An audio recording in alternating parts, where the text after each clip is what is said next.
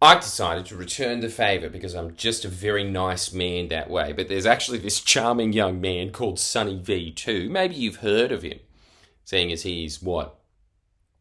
Not in terms of subs, but he's been doing it for no time at all. He's been doing it for a year and he's just skyrocketed out of there. He's absolutely killing it.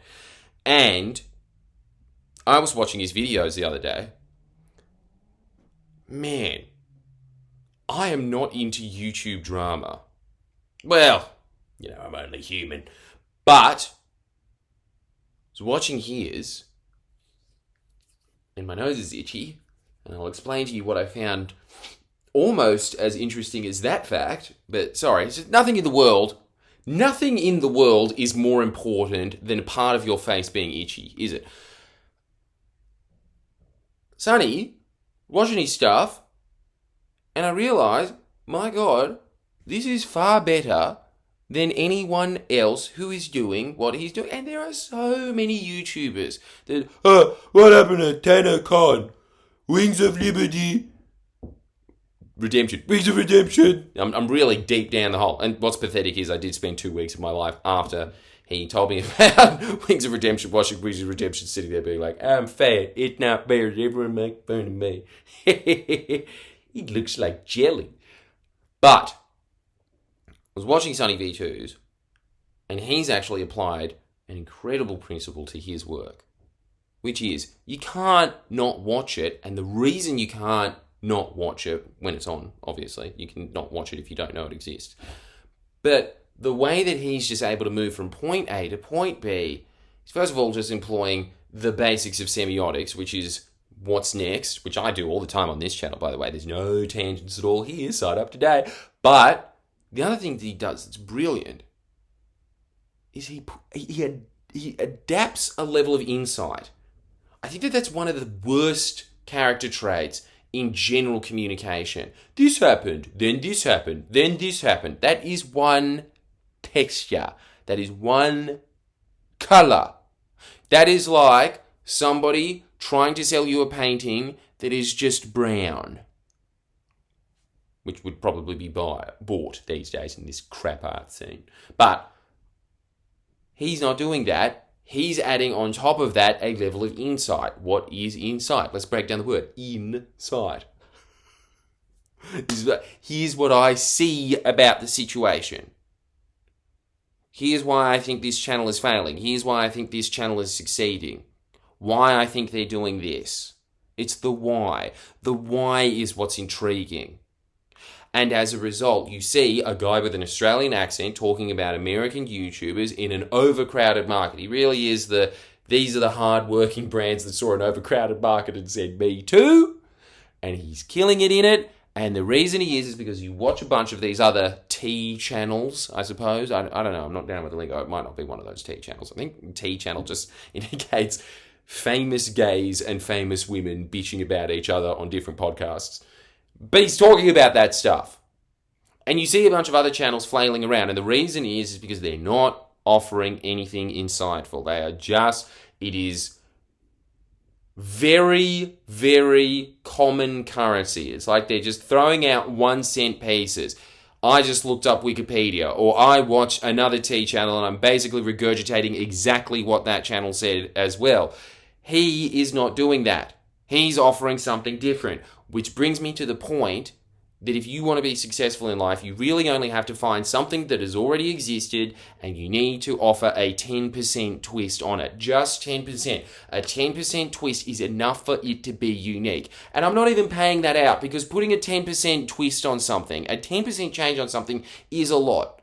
But a lot of human experience is just standing on giant shoulders. It's looking at what was before you and thinking, okay, here's how you add to this zeitgeist. That's what a lot of society is. It's just a slow evolution.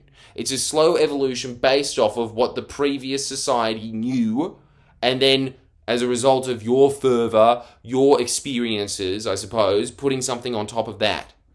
What he has done to that channel is there is obviously a massive demand for it. It is obviously saturated. So what he's done in all of that is, okay, huge demand for this.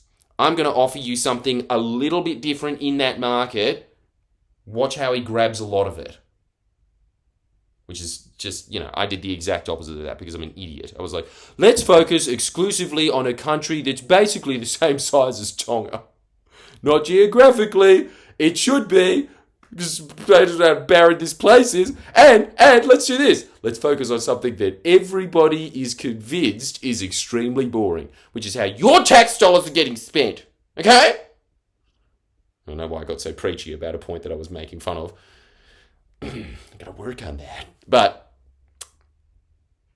know that that's what Sonny's doing there. And I praise him for it, even though this is going to do nothing to return the favour of him just being like, yeah, he paid our BuzzFeed once. Just so much more exposure that this will ever get. But I will say that I'm proud of the boy. I really am. I think that what he has done there is incredible. It shows a sharp mind and somebody with a clear vision. Because you go and watch that commentary and you tell me that that guy isn't very conscious of what he's doing. As opposed to the rest of them that just have these vague, stupid Americanisms like clout. Yeah? This is the thing that I actually do think that we have a massive advantage of in Australia. In Australia, you have to be extremely resourceful to be noticed. Which means that if you do get noticed, you're like one of those soldiers on the Sardica planet in June. You were raised in a hell pit. And as a result, you're a superior warrior. I think that in the US, so much is given to them without them knowing, just institutionally. And so you have a bunch of dickheads walking around talking like they're some starlet from 2004 that used to hang around Britney Spears getting McDonald's when she shaved her head. You're still speaking like that, and you are getting disproportionately rewarded for it purely because you are of that successful culture. But that breeds laziness, as you can see with his, because as soon as you get somebody like that, it's actually the same with gridiron players versus rugby players. I remember this from years ago. The rugby players smashed the gridiron players. They were both professionals in their field, but the rugby players smashed the gridiron players in gridiron because it's harder to be noticed in a small pond. Big fish, small pond, don't agree with it. No, actually, I do agree with it. But you got there by eating up all the little fish, getting big there, but then you move into the big pond. And I honestly think that to get to that big fish position took a lot more. And you can see that. The hunger and the precision and the intelligence of him is beating a bunch of people in his field, and he's been doing it for such a small amount of time, but he's getting disproportionate rewards because he's combined those two ideas together. My challenge to you is, what are you adding? What is the insight that you are adding to your field? As soon as you start combining insight into your field, you watch how much more people are drawn to what you are saying. When you are saying, here's a little insider's tip, or at least here's how I see it, as opposed to, here's the facts, then this, then this, then this. Even when you're talking to someone, the most boring people that you will ever talk to are the people that they come home and they just have a laundry list of what they did that day. No insight. Infinitely better to have insight that is incorrect, I think, just in terms of interest, than to just have accurate facts listed at you, because the facts matter if no one is going to pay attention to them. It's a tree falling in the woods scenario. Good on you, Sonny V. Anyway, I do think that, actually. Good on you. Like, it's amazing. He's obviously a young man, and he really killed it. Sign up to Jordan Shanks, though. Sign up to Jordan Shanks and you could kill it like a bunch of other young, promising young boys do that I'm imagining all have little bow ties with a checkered shirt on that they oddly wear to funerals because they're a bit too young to decipher. Maybe it's not the best environment to be vibrant in. Maybe save that for Mardi Gras when you're a little older. And also the fact that you're going to be a lot taller will fit in with the theme of just wearing tight shirts, right? If you want to end up like the guy that just made $3 million the other day from listening to Jordan Shanks, you know what you do. You're going to have to sign up to Jordan Shanks to get all of the insights. Ooh, this is what we call multi-level marketing, guys. The insights that are only privy to the exclusive member club. And you will get there a lot faster if you have them. Thank you so much. I love you. You're very special. And I'll see you next time.